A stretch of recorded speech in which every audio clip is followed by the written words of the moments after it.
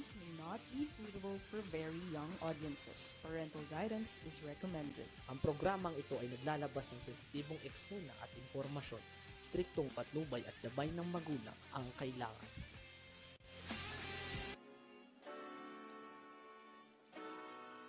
Pinoy! Talakayan! Kay Pasquin, kay Danny at kay Billy Juan! Pinoy! Ito. Tumayo ka dyan, Art. Okay, isang magandang araw sa atin lahat, mga kakampi. Nakabukas ba yan? Okay. At syempre, of course, mga kaibigan, dito naman po tayo sa ating Talakayang Pinoy, na kung saan ay late na naman po tayo. Okay. At syempre, dito kasama natin, walang iba kung hindi. Isang matagpalang hapon sa ating lahat, mga ating mga katoto, Luzon, Visayas at Mindanao. At syempre mga kakampi, iba't ibang talakayan po ang inyong maririnig dito. Iba't ibang usapin. O ano ba pinuntahan natin ngayon? Ay doon sa Airport. airport. O ano na ba mga balita natin dyan? Ay doon sa airport dahil bago yung district collector na si Collector Sanda ay natural ang patakaran ng kaugalian sa customs. Pagka bagong hepe, natural, bago rin yung mga pinagkakatiwalaan niyang hepe ng mga bawat departamento. Tulad nga nun, nakarating po tayo sa isang tanggapan na isang bodega ng Bureau of Customs dito po sa Fair Cargo. Sa Fair Cargo, yung pong chief ng formal entry at saka informal entry ay binago na rin po nung bagong district collector. Kaya yun ang Saan yan? Airport ba yan? sa airport, sa Naya Customs. Customs. Customs sa Port of Naya. So mahigpit na rin ngayon. Hindi, natural lang kasing kalakaran doon sa Bureau of Customs kapag nagpalit yung district collector o nagpalit yung customs commissioner, siyempre yung mga trusted na tao niya, yun ang ipinapalit din niya. Kaya yung sinasabi sa patakaran ng customs, walang nakakasiguro sa pwesto. Once na mapalitan yung boss nyo, siguradong tumanggap na kayo ng pagkatalo dahil siguradong papalitan din kayo. Yun ang nadinig ko sa isang hepe na dating hepe, naging ordinaryo na lang siya na appraiser. O yung tawag na examiner. Yun lang po yung nagiging pwesto ng mga dating section chief. Section chief lang naman po yan kasi iba naman yung deputy collector for administration, for collection, for operation. Iba-iba yung position ng deputy collector. Parang customs commissioner din. Meron siyang assistant deputy commissioner, meron siyang mga DEPCOM o deputy commissioner.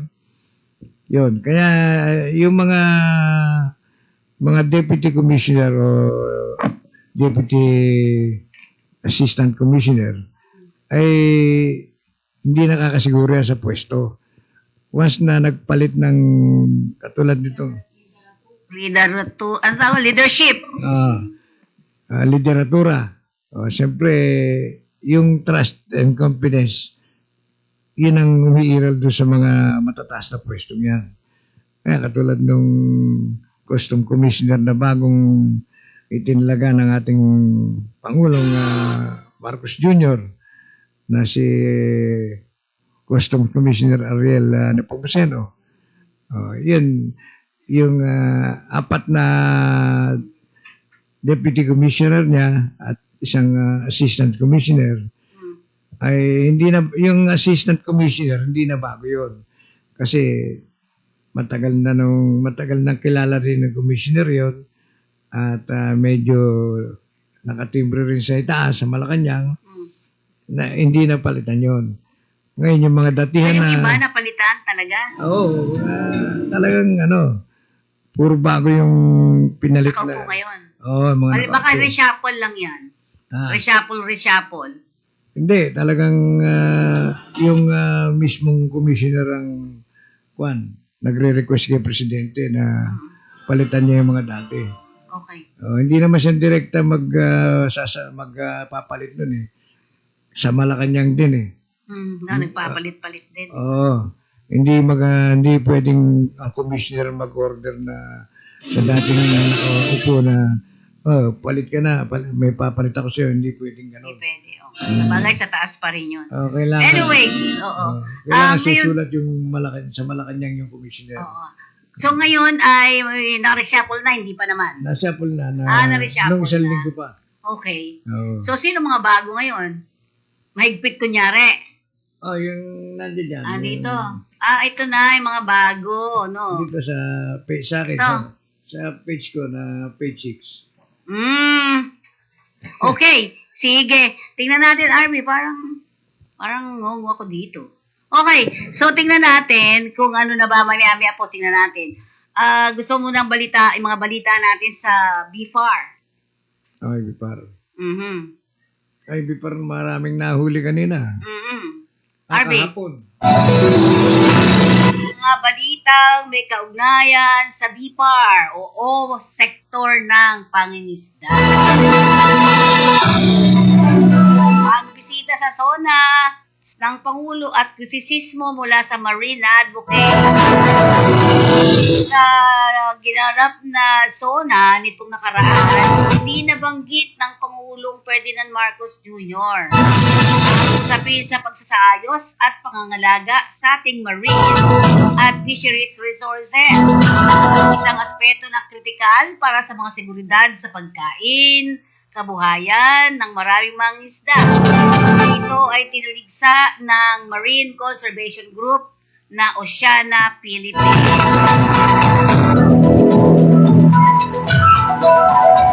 Water quality assessment matapos ang fish kill sa Camarines Sur.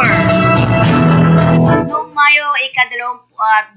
May 2025, nagsagawa kasi ang BFAR ng 5 na serye ng pagsusuri sa kalidad ng tubig sa Calabanga at Tinambak, Camarines Sur. Tapos ang malaking fish kill noong May 23, 2024, natukoy na mababa ang dissolved oxygen at mataas ang hydrogen sulfate at ammonia na posibleng dahilan ng insidente. Bumuo ang laboratory test at nakasalalay ang huling resulta sa BFAR Central Office. Pinagpatuloy ng BFAR ang paghimok sa kabataang Pilipino na pumasok sa sektor ng pangingisda. Sa pamamagitan ng Fisheries Scholarship Program, ang mga scholar ay tumatanggap ng tulong pang-tuition, 5,000 buwan ng stipend, 7,000 taon ng allowance sa libro. Taong 2025 ngayong pa. Dagdagan ito ng 100 scholars na sumasaklaw sa 3 grant category. BFAR at PCG, kadiwa ng bagong bayaning mangingisda. Naglunsad ang BFAR kasama ang Philippine Coast Guard ng programa para palakasin ang pangingisda sa West Philippine Sea at bigyan ng sektor ng mas maraming suporta. Samantalang pag-apila laban sa agresibong aksyon ng China Coast Guard itong Hunyo taong kasalukuyan, mariing kinundina na naman ng Pilipinas ang water cannoning ng China Coast Guard laban sa 2 BFAR vessel na nagdadala ng supply para sa mga mangingisda sa Zambales. Iginit ang PCG na karapat dapat ang misyon na iyon na naaayon sa Philippine Maritime Zone Act at UNCLOS. Samantala, graft complaint laban sa BFAR official. Itong Hunyo din, may dumating na graft complaint laban sa ilang opisyal ng BFAR at joint venture ng dalawang pribadong kumpanya.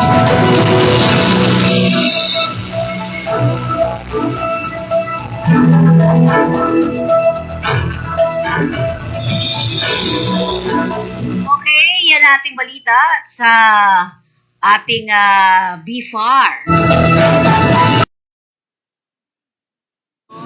Balik tayo. Ha? Okay, balik tayo naman sa ating programa for today. At siyempre, masasabi nga natin ay, so nagkaroon ng mga reshuffle. POC Nepomuceno naglabas ng landmark na patakaran sa anti-conflict of interest upang itaguyod ang mabuti at mabuting pamamahala at transparency. Paano mo masasabi yon? So dito, may nakita tayo, masayang nanumpa kamakailangan ng 3 matikas na Custom Deputy Commissioner. Tama? Yan. Yan, from Intelligence Group, Romeo Alan R. Rosales. Yan. Kilala mo yon? Siyempre. Siyempre. Matagal na yan sa custom. For Enforcement Group, AFP Retired General Defcom Nolasco K. Batan. Tama ba ako doon? Batan. Batan. For Assessment Operation Coordinating Group, Deputy Commissioner Attorney Agaton Teodoro O. Ubero. Tama? Yan, mga... Kabilang na ang matikas na IG Director Thomas M. Narcisse. Kay butihing Custom Commissioner Ariel P.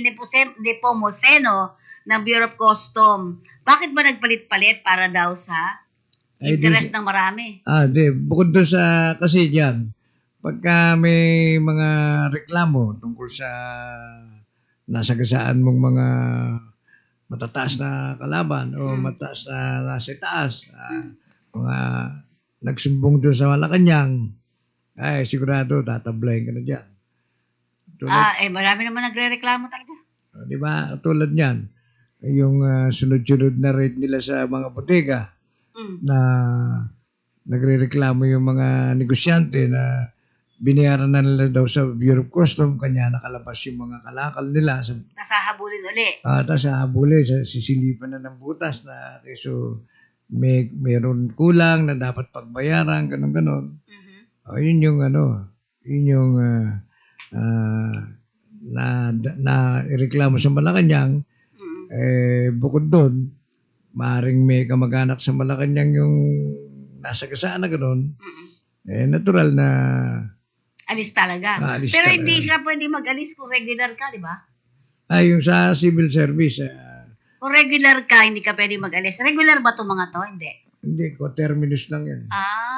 Kasi matataas na tao. Basta matataas na posisyon, walang item yan. Terminus lang. Co-terminus. Kaya nga, retired di ba? Oo. AFP Retired General, mga ganon. Yung mga wala ka na sa serbisyo, sa gobyerno, kaya ka kinukuha ang terminus para pagbigyan ka ng Pangulo. Pero pag umalis na yung Pangulo, tapos na yung term niya, Alis ka din. natural, umalis ka na rin. Ngayon, kung wala kang kahiya na nagpapatumpik-tumpik ka pa, mapapahiya ka dahil yung papalit na presidente, sigurado tatanggalin ka rin. Yun ang kalakaran sa gobyerno natin. Kanya may kasabihan dyan, walang katsak na katiyakan na pwesto ka. Sinasabi din dyan Kaya magtino ka. Hindi, kahit matino ka nga Yung nga matino ang tinatanggal, ano ka ba? Di ba? Lalo yung dalawang klase, dalawang uri ng kanyan sa gobyerno Pagka matapat ka sa serbisyo, ayaw mo tumanggap ng lagay o Isusumbong ka din. Kasi hindi ka tumatanggap ng lagay. tatanggalin ka rin. Oo nga, may mga ganun. Kung malakas ka naman tumanggap, sasabihin din sa'yo, tanggalin mo rin yan dahil malakas tumanggap. Kaya Hindi alam kung saan ka pupunta Walang security of tenure. Yun ang Diba? sinasabi ng... So yun yung lagi natin binabanggit, walang security of tenure. Pag naman meron kang seguridad, ikaw naman ang O servisyo sa buhay ng mga... Okay. Sige, greetings. Hi to Coast Guard Captain Jeffrey F. Collado, Commander Headquarters Service Group of the Philippine Coast Guard for the job well done. Batid niyo po ba ang mga katoto na itong si Captain Collado ang nag-design ng lahat ng pagbabago sa PCG?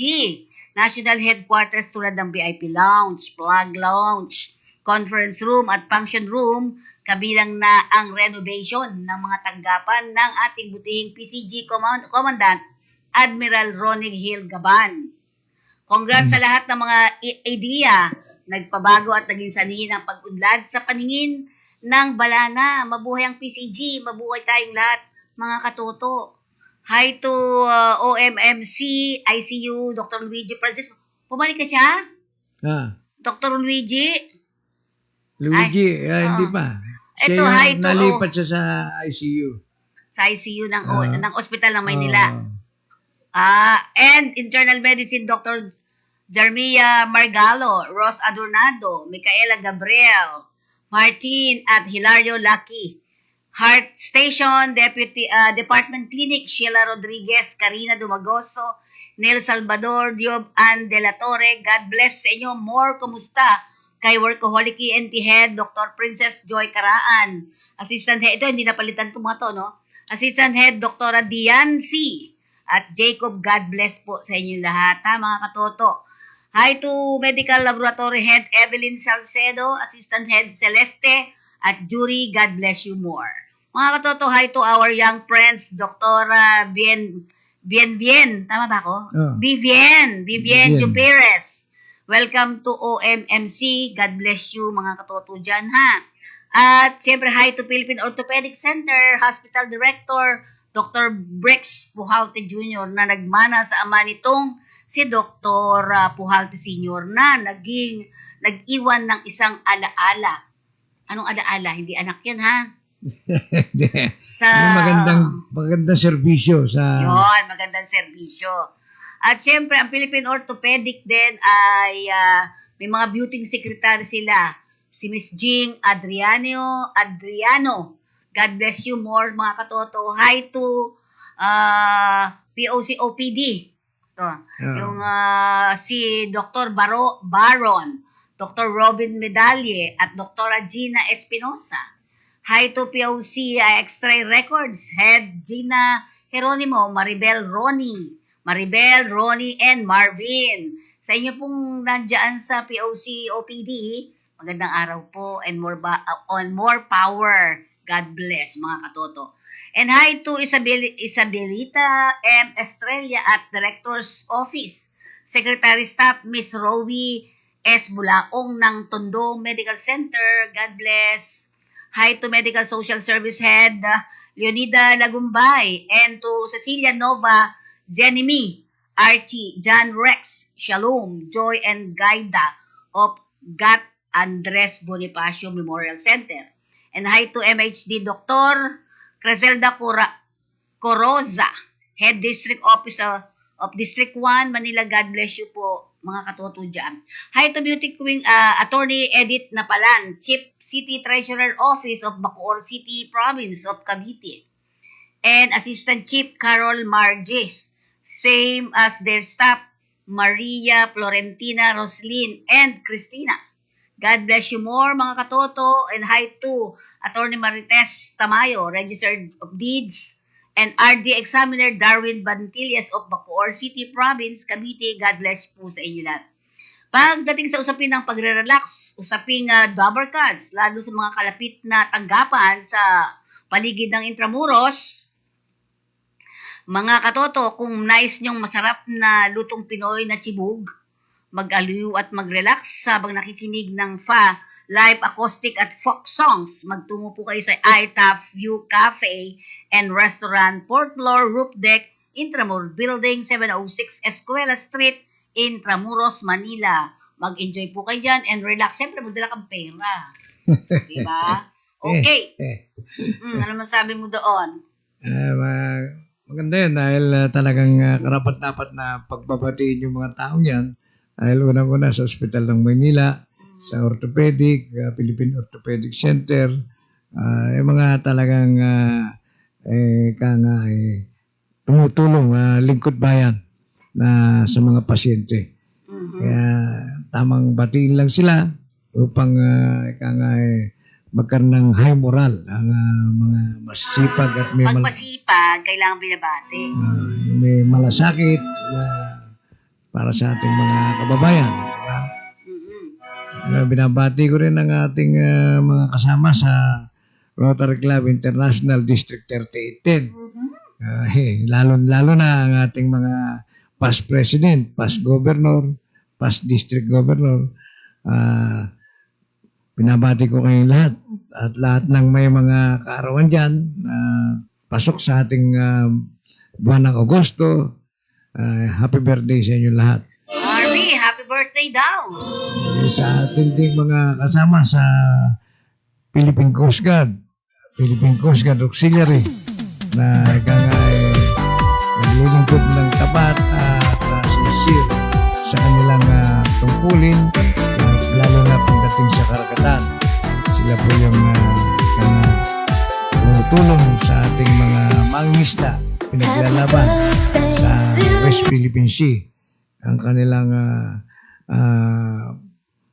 paghanap buhay na patuloy na binubuli ng mga Inchik o Chinese Coast Guard sa kabila ng ating teritoryo sa ating bansa, inaagaw pa rin itong hanap buhay ng ating mga mangisda.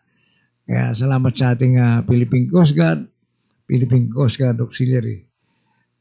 Lalong-lalo na ang ating butihing commandant, Admiral Ronnie Hill Gaban. Congratulations, Admiral Gaban. Nag-i-attorney na sa'yo ka.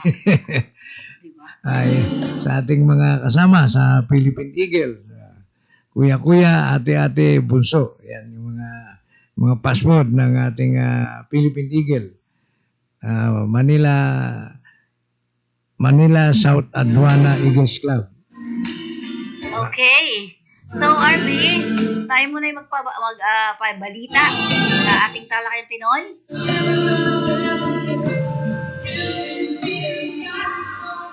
Okay. So, habang inaayos pa niya. Sa ating Talakayang Pinoy, balita, naka-recover ang Philippine Coast Guard ng lumulutang na debris ng rocket na may tatak na People's Republic of China. Ito'y sa baybayin ng Luok, Occidental Mindoro nitong Agosto 14 ngayong taon. Natagpuan ito ng isang mangingisda sa isang nautical mile mula sa barangay Bonbon at agad iniulat sa otoridad. Ang debris gawa sa alloy na may sukat na 10x14 talampakan ay may nakapintang bandila ng Philippine Red Cross. PRZ. Nailipat sa sitio Balaguen, Barangay Baliig para sa ligtas na pag-iingat at investigasyon. Tuloy na alam ng PCG ang publiko na i-report agad ang mga anumang kahina-hinalang bagay na makikita sa dagat. Samantalang pinalakas ng Philippine Coast Guard ang ugnayan nito sa Conrad Adenauer Stiptong, Philippines na sa pamamagitan ng courtesy visit ni Country Director Daniela Brown sa PCG. Sa National Headquarters Manila nitong Agosto 14, dinalaki na Admiral Ronnie Hill Gaban at Brown ang kasalukuyang MOU na naglalayong magpatupad ng policy dialogues, capacity building at iba pang inisyatiba para mapalakas ang kakayahan ng PCG sa pagharap sa mga hamong pang-maritime.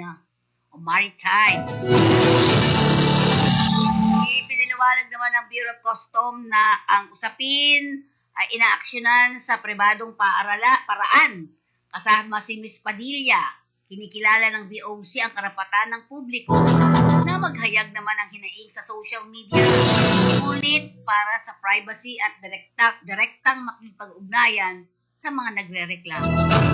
Tiniyak naman ni Commissioner Ariel Nepomuceno na lahat ng beripikadong reklamo ay aaksyonan ng patas, anuman ang pinagmulan. Nasabat ng Bureau of Customs sa NAIA kasama ang PIDEA at NAIA IATIG o IADITG ang higit 15 kilo ng kush at marijuana mula sa isang pasahero sa NAIA Terminal 3 nitong August 15. Natuklasan ang 16 na pakete ng pinatuyong dahon matapos dumaan sa X-ray, physical inspection at canine sniffing. May kabuang bigat ito ng 15,078 gramos na tinatayang nagkakahalaga ng 32.6 milyon.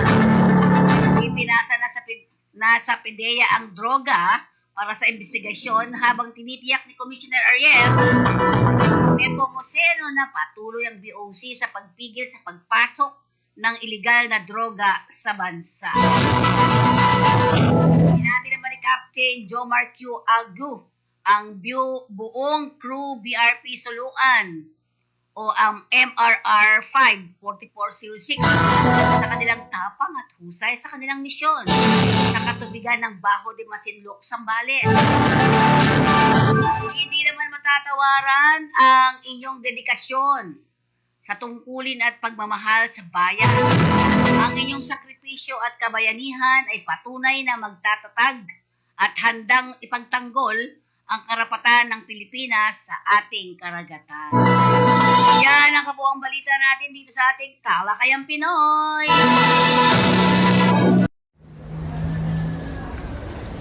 Suki, parang kakaunti na ang tinda mong isda ah. Oo, matumal ang huli gawa ng pabago-bagong panahon. Sakto ka sa bagong proyekto ng Bureau of Fisheries and Aquatic Resources, yung Fishcore Project.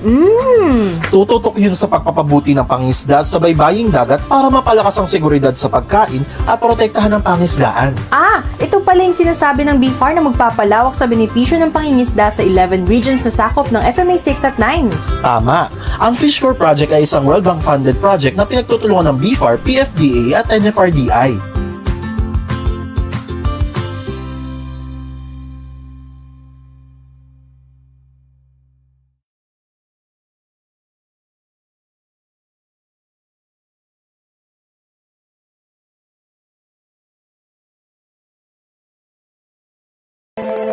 Welcome to Gem Resort. Feel like home.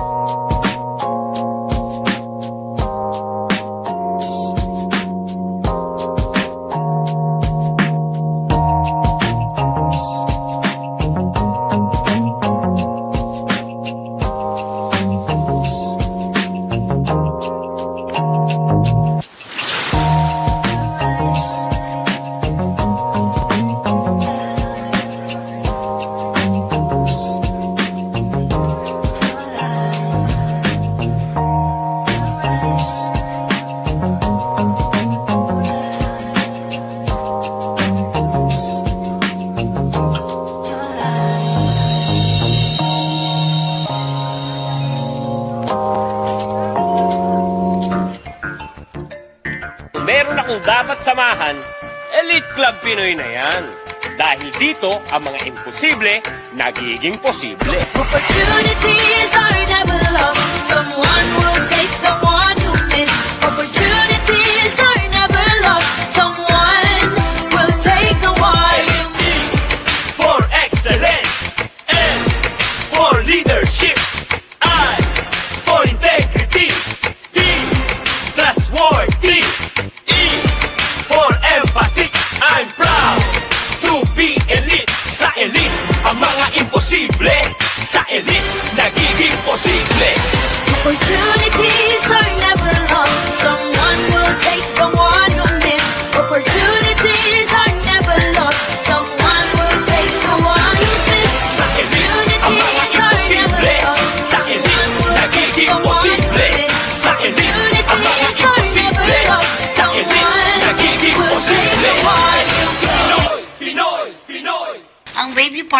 Manila is an ideal hotel for tourists and business travelers. At ito ay matatagpuan sa panulukan ng Ross Boulevard at United Nation Avenue, Ermita, Manila. Okay. At syempre, ang Baby Park Hotel.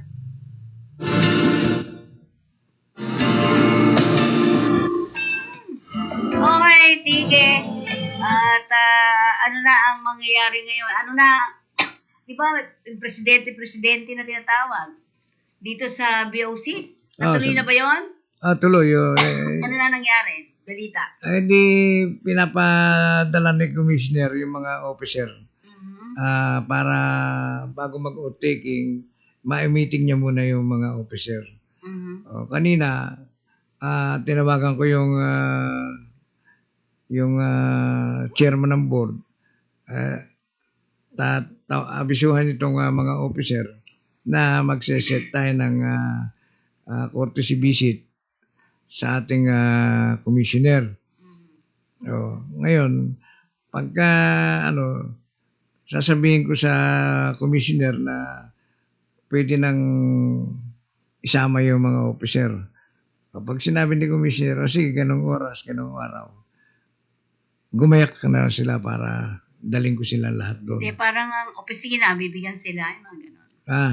Opisina, bibigyan sila? Susunod na yon.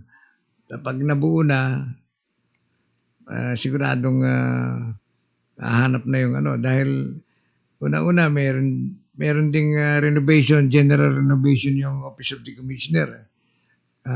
Lilipat din sa building sila na private.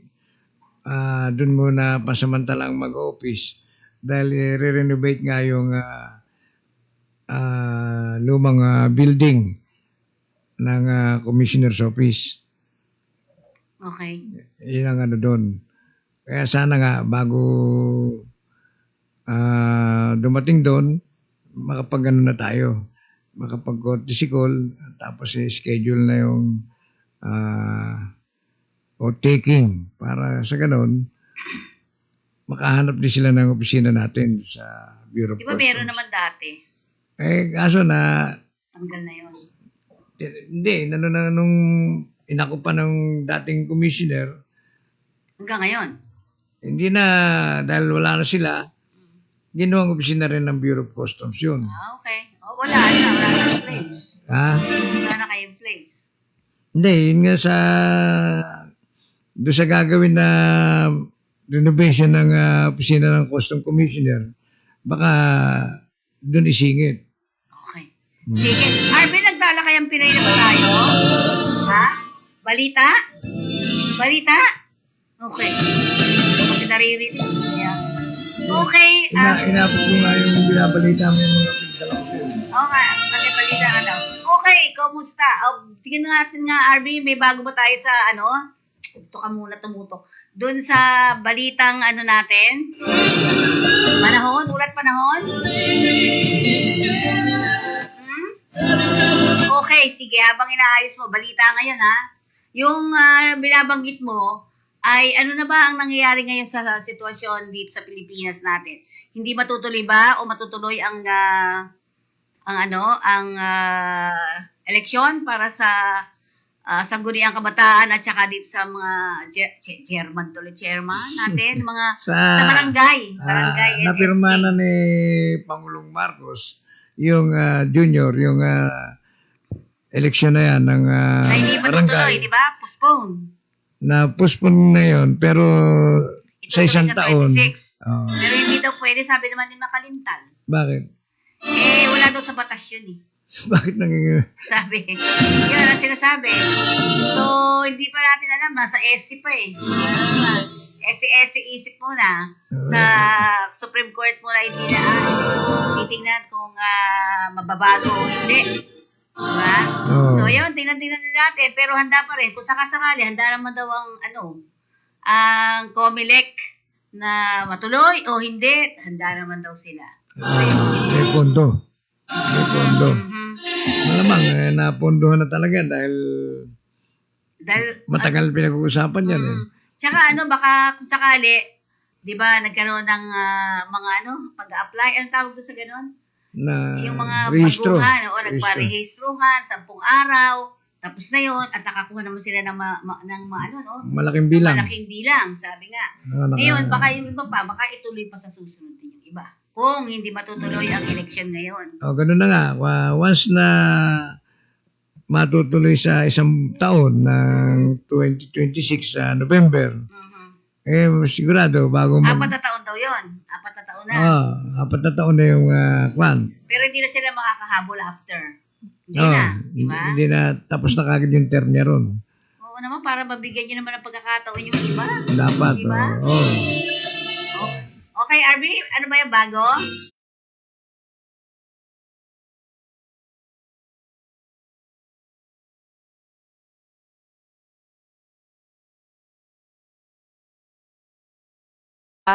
May binomonitor nga tayong bagyo sa loob ng ating Philippine Area of Responsibility. Ito si Tropical Depression Juaning. Kanina nga alas 4 ng hapon, ito ay huling namataan na nasa may layong 555 kilometers east-northeast ng Itbayat, Batanes. Nagtataglay ng lakas na hangin na 55 kilometers per hour malapit sa sentro at bugso na abot sa 70 kilometers per hour. Ito ay kumikilos sa direksyong hilaga ng mabagal. Etong bagyong nga ito ay wala naman tayong nakikitang direktang epekto sa kahit na anong parte ng ating bansa kahit sa mga susunod na araw. Para naman sa lagay ng panahon, inaasahan nga natin yung easterlies ang makakaapekto sa silangang bahagi ng Visayas at Mindanao. Kaya asahan natin na ito ang magdadala ng maulap na papawirin at mga kalat-kalat na pag-ulan, pagkidlat at pagkulog sa Eastern Visayas, Caraga, Davao Region, Northern Mindanao, pati na rin sa may Zamboanga Peninsula. Kaya inaasahan nga rin natin na magiging maulan sa lugar ng Apayao, pati na rin sa Ilocos Norte. Iyan naman ay sanhi ng trough ng tropical depression sa labas naman ng ating Philippine Area of Responsibility. Kaya sa mga lugar na inaasahan natin na uulan din sa mga susunod na araw at ngayong araw ay pinag-iingat nga natin sa mga banta ng pagbaha o hindi kaya pagguho ng lupa. Para naman sa lagay ng panahon, sa Metro Manila at nalalabing bahagi ng ating bansa, mas maaliwalas sa panahon ang inaasahan natin, pero may mga tsansa pa rin ng mga localized thunderstorms. Sa kasalukuyan nga ay may minomonitor din tayong cloud clusters sa labas ng ating Philippine Area of Responsibility. Etong mga cloud clusters na ito ay hindi natin nirule out yung posibilidad na ito ay maging isang low pressure area sa mga susunod na araw, kaya patuloy tayong mag-antabay sa mga ilalabas na update ng Pag-asa. Narito naman ang pinakahuling track netong bagyong si Juaning. Nakikita natin na posible na nga itong lumabas ng ating Philippine Area of Responsibility by tomorrow morning.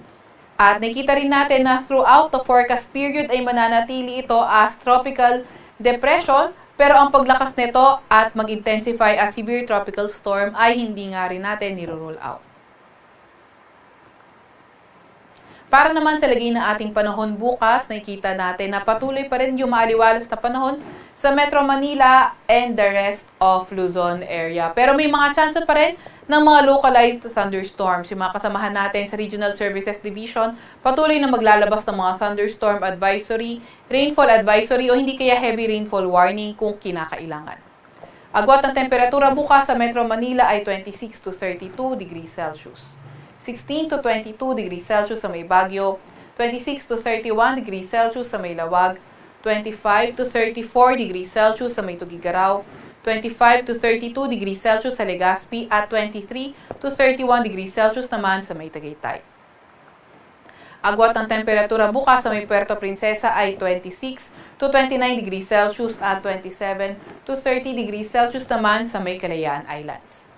Para sa lagay ng panahon bukas sa Visayas at Mindanao, nakikita nga natin na maulan pa rin sa Eastern Visayas, pati na rin sa buong bahagi ng Mindanao area. Kaya patuloy tayo mag-antabay sa mga ilalabas na update ng Pag-asa.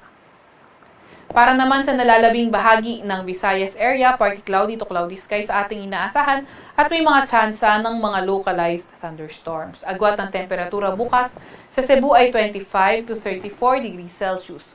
25 to 32 degrees Celsius sa Iloilo, 26 to 31 degrees Celsius sa may Tacloban, 25 to 31 degrees Celsius sa may Cagayan de Oro, 24 to 32 degrees Celsius sa may Davao at sa may Zamboanga naman ay 24 to 33 degrees Celsius. Para naman sa lagi ng ating karagatan, wala pa rin tayong nakataas na gale warning sa kahit na anong dagat baybayin ng ating bansa. Para sa 3-day weather outlook ng mga pangunahing syudad natin, nakita natin sa Legazpi City, pati na rin sa Mimaropa, Wednesday to Friday, inaasahan natin ang maulan na panahon. Sa Metro Manila naman at Baguio City, pati na rin sa malaking bahagi ng Luzon, inaasahan natin na magpapatuloy ang fair weather condition at may mga tsansa ng mga localized thunderstorms. Gayunpaman, sa may Batangas at Cavite by Friday, posible nang maging maulan. Agwat ng temperatura sa Metro Manila ay 25 to 32 degrees Celsius, 16 to 22 degrees Celsius sa may Baguio City at 24 to 33 degrees Celsius naman sa may Legazpi City. Para naman sa mga pangunahing syudad sa Visayas area, sa Metro Cebu, Iloilo City, Tacloban City at malaking bahagi nga ng Visayas, nakita natin na patuloy pa nga ring magiging maulan sa lugar nila. Agwat ang temperatura sa Metro Cebu ay 25 to 32 degrees Celsius. 24 to 32 degrees Celsius naman sa may Iloilo City at 26 to 31 degrees Celsius sa may Tacloban City. Para naman sa mga pangunahing syudad sa Mindanao area, sa Cagayan de Oro City, sa may Zamboanga City, pati na rin sa may Caraga, sa may Northern Mindanao, pati na rin sa may Zamboanga Peninsula, Wednesday until Friday, posible ngang maging maulan sa kanilang mga lugar. Sa Metro Davao naman and the rest of Mindanao, Wednesday until Thursday, posibleng maging maulan, pero pagdating ng Biyernes ay posible na gumanda ang panahon, kung saan may mga chance na nga lang ng mga localized thunderstorms. Agwat ang temperatura sa Metro Davao ay 24 to 32 degrees Celsius. 24 to 32 degrees Celsius rin naman sa may Cagayan de Oro City at 23 to 32 degrees Celsius naman sa may Zamboanga City. Sa Kalakang, Maynila, ang araw ay lulubog ng 6:17 ng gabi at sisikat bukas ng 5:43 ng umaga. Huwag magpapahuli sa update ng Pag-asa. I-follow at i-like ang aming X at Facebook account, DOST_Pag-asa. Mag-subscribe din sa aming YouTube channel, DOST-Pag-asa Weather Report. At para sa mas detalyadong impormasyon, bisitahin ang aming website, pag-asa.dost.gov.ph. At yan nga muna ang pinakahuli sa lagi ng ating panahon. Mula sa Weather Forecasting Center ng Pag-asa, Veronica Torres, nag-ulat.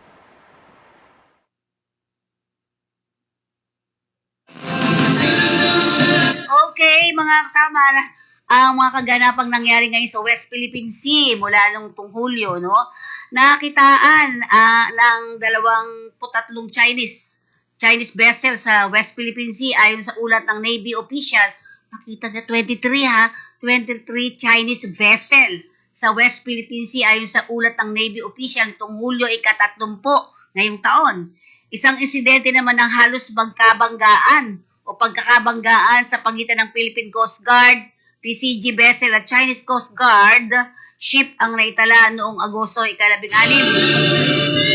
Ito lang to, malapit sa Capones Island sa Zambales. Patuloy naman ipinaglalaban ng Pilipinas ang karapatan nito sa West Philippine Sea kahit na may mga agresibong aksyon mula sa China. Ayon ito sa pahayag ni Pangulong Ferdinand Bongbong Marcos Jr. Guys, maliit na guys. Ayon naman sa National Maritime Council, maaaring sinusubukan ng China na takpan ang kanilang embarrassing na insidente sa West Philippine Sea sa pamamagitan ng pagtaas ng presensya nila sa lugar. Meron daw atang fatalities na nangyari sa nabanggaan. Oo, siyempre. Sa pagkabuang sitwasyon, ang West Philippine Sea ay isang mahalagang lugar para sa Pilipinas, hindi lamang dahil sa likas na yaman nito, kundi pati na rin ang estratehikong lokasyon nito. Daanan kasi yan, di ba? Ng iba't ibang mga barko galing sa iba't ibang lugar. Ang Pilipinas ay patuloy na nakipag-usap sa China tungkol sa territorial dispute sa West Philippine Sea. Ngunit walang konkreto pang resolusyon. Ang Armed Forces of the Philippines at PCG ay nanatiling alerto at handa sa anumang sitwasyon na maaaring lumitaw sa West Philippine Sea. Ayun po ang kabuuan, ang update natin. Siguro talakayin mo ngayon yan. Ha? Yung sinisisi raw ng Chinese yung RV? Coast Guard, di ba? Siya lang. Oh. Sige. Paano nila sisihin yung Coast Guard? Samantalang sila yung pumapasok sa teritoryo natin, di ba? Siyempre, strategy nila yun eh. Oo nga, alam natin yun. Yung pagsisisi sa Pilipinas, malabo yun. Yung mga ganong style na para sisihin mo yung Pilipinas. Ikaw tong napakalayo mo sa bansa mo. Pumasok ka na sa distansya ng teritoryo ng Pilipinas.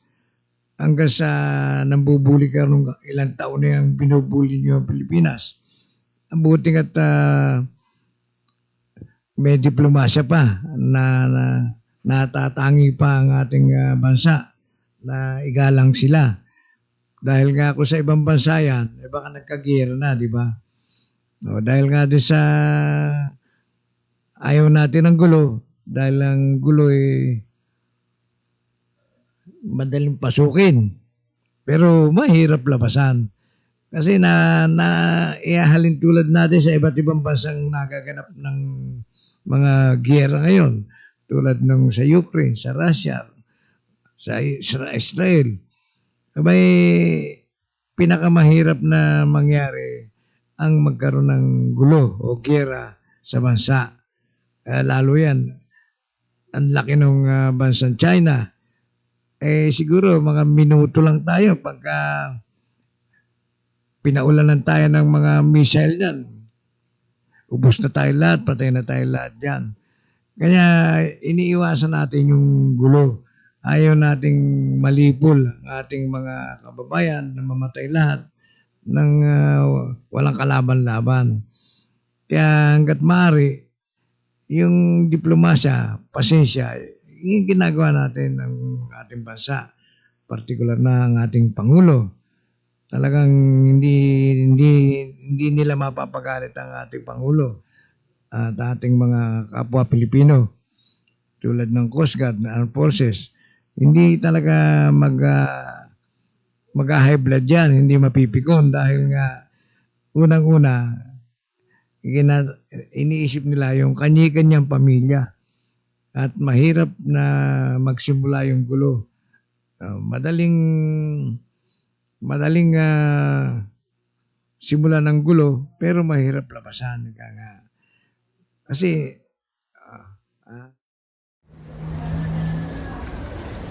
Suki, parang kakaunti na ang tinda mong isda Oo, matumal ang huli gawa ng pabago-bagong panahon. Sakto ka sa bagong proyekto ng Bureau of Fisheries and Aquatic Resources, yung Fishcore Project. Tututok yun sa pagpapabuti ng pangisda sa baybaying dagat para mapalakas ang seguridad sa pagkain at protektahan ang pangisdaan. Ito pala yung sinasabi ng BFAR na magpapalawak sa benepisyo ng pangingisda sa 11 regions na sakop ng FMA 6 at 9. Tama. Ang Fishcore Project ay isang World Bank funded project na pinagtutulungan ng BFAR, PFDA at NFRDI.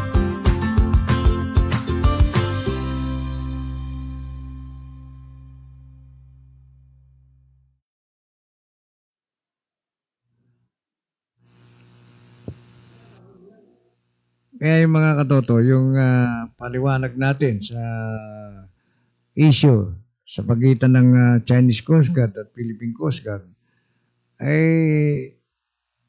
alam na nakararami, lalo na sa mga ibang bansa, ang nagaganap at ginagawang pambubuli ng Chinese o ng China dahil nga doon sa ilang taon nilang ginagawa yan hanggang sa kasalukuyan ay hindi nila makuhang mapagalit ang ating mga kababayan, lalong-lalo ng Armed Forces at ang Philippine Coast Guard.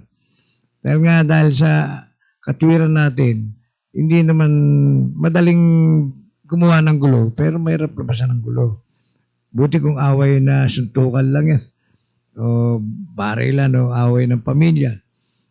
Away ng pandaigdigan yan. Kaya hindi biro yung mga magaganap na pangyayari dyan. O lalo-lalo nga, wala tayong pwersa sa gera, kulang tayo sa gamit, kulang tayo sa o mga equipment na heavy na missile, talagang talon-talo tayo dyan. Yun ang inaalala natin na mahirap mangyari na maubusan ng pamilya o magkamati tayo na walang kalaban-laban. Kaya doon na lang ang ating pagpapasensya o pangunawa. Diyos na lang ating tinatawagan o sinasangga para mabago ang isip ng mga kalaban natin o mga nambubuli sa atin. Kahit na yung ibang bansa na kita nagpapahiwatig ng kanilang pagtulong sa ating bansa dahil doon sa pang-aping ginagawa ng bansang China. Di ba nandiyan ang ating New Zealand, Switzerland, Canada, Japan, unang-una na ang US. Talagang handa po silang tumulong. Pero ayaw din ng ating Pangulo na lumaki ang gulo. Mantakin nyo mga katoto, pagka nagsimula ang giyera, okay, makakatulong sa atin yung malalaking bansa na yan na nakapaligid.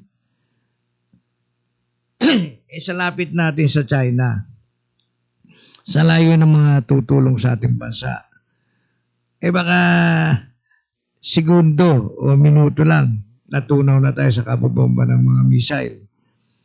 O darating ang mga responde nating malalakas na bansa. Pero matutulungan tayo, kanya lang marami nang mamamatay sa atin. Talagang yung dadanak ang dugo sa ating bansa dahil sa lakas ng puwersa ng bansang China sa mga pakakawalan nilang mga missile o mga rocket o naman na makakaperwisyo o makakasagabal o sa matutunaw ang ating bansa, mamamatay ang ating mga kababayan nang wala namang kalaban-laban. Kaya talagang marapat na huwag tayong lumaban o magpakumbaba para sa ganun hindi matuloy ang giyera, hindi lumaki o lumawak ang pag-aalitan. Tulad yan, pinipilit nilang sakupin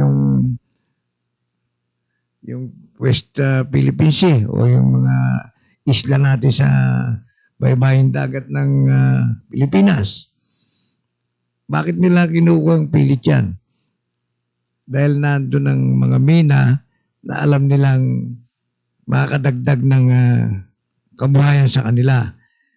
Una-una yung mga pinagkukunan ng mangingisda na mga nanghanap buhay na mga isda.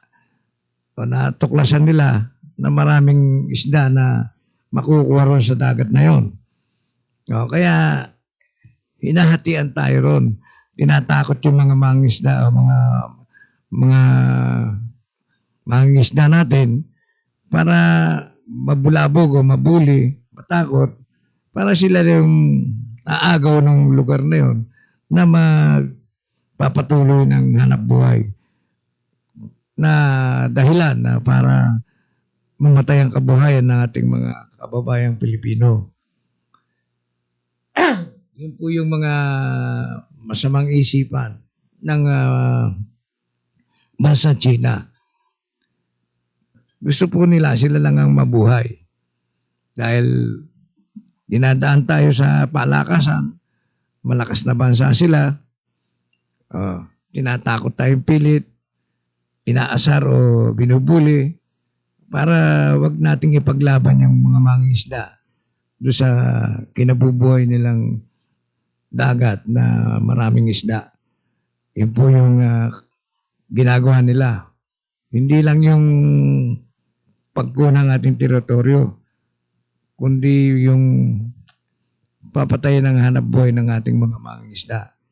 Kaya yan po yung tandaan nyo mga katoto. Yun ang dahilan kaya nila gusto sakupin yung karagatan ng sakop ng Pilipinas. Dahil nandyan doon sa karagatan, unang-una yung yaman dagat. Pangalawa yung mga mina ng langis na natuklasan, malamang natuklasan na nila sa mga islang nais nilang kamkamin. Dahil nga matagal na nilang sinosurvey itong lugar na to. Kaya positibo silang nagngingit-ngit na sakupin yung lugar na yon. Dahil nga doon sa marami silang kabuhayan na maidadagdag sa kanilang bansa. Kaya manalangin na lang natin sa Panginoon na huwag magwagi sila sa kanilang masamang intensyon. Kasi tanging panalangin lang ang ating sandata upang mahadlangan yung mga masasamang balakin o masamang intensyon ng bansang China. Talagang yun po ang nakikinikinta ko sa opinion ko. Ang hahabol nila, hindi lang makuha yung mga isla na nakapaloob sa ating bansa, kundi yung mga yaman dagat. Yung mga dapat na lang na masakop para sa pabor sa mga mangingisda nila. Kasi alam nila nanditong mina ng mga isda sa karagatan ng bansa na ating teritoryo. Kaya talagang ini-interest nila yung lugar na yan. Kaya kahit na anong asar ang ipakita nila sa ating Philippine Coast Guard, sa ating Armed Forces, talagang mananahimik tayo. Magbibigay na lang tayo ng katuwiran upang maintindihan nila yung kasakiman nila, yung iniisip nilang kawalangyaan. Yan po yung yan talaga yung mangyayari. Kaya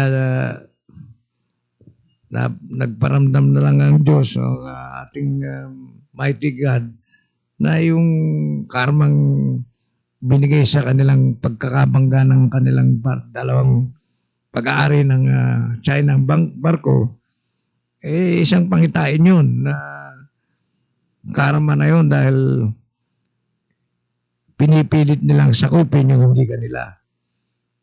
Samantalang ang laki-laki na ng area ng China, ang dami ng populasyon nila, mayamang bansa, bakit kaya naghahabol pa sa atin, nainggit sa atin?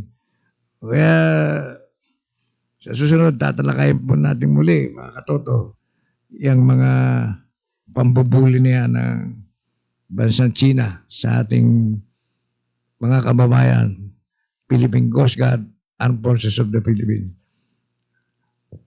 Mga katoto, wala na po tayong oras, kanya hanggang dito na lang po tayo sa ating oras ng programa. Sa Miyerkules po, tatalakayin natin muli yan.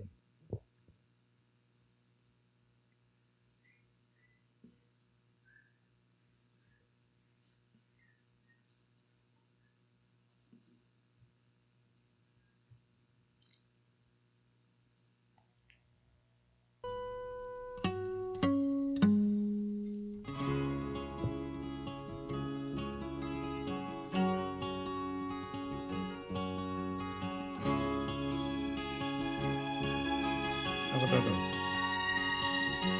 Kaya. Nakita mo na ba ang mga bagay na dapat mong makita? Nagawa mo na ba ang mga bagay na dapat mong Mapagpalang Ama, Diyos ang masalangit, maraming salamat po sa iyong paggabay sa aming palatuntunan Talakayang Pinoy. Sana po'y manatiling gabayan niyo po kami at iligtas ang aming buhay ngayon at sa habang panahon nais mong ipagkaloob sa amin. Sinasama namin ang lahat ng ito. Pagpalang Diyos ang masalangit, sa pamamagitan ng iyong anak na si Yesu Cristo ang aming Panginoon. Laging tandaan mga katoto, walang tagumpay na makakamtan kung hindi pagsusumikapan. Amen.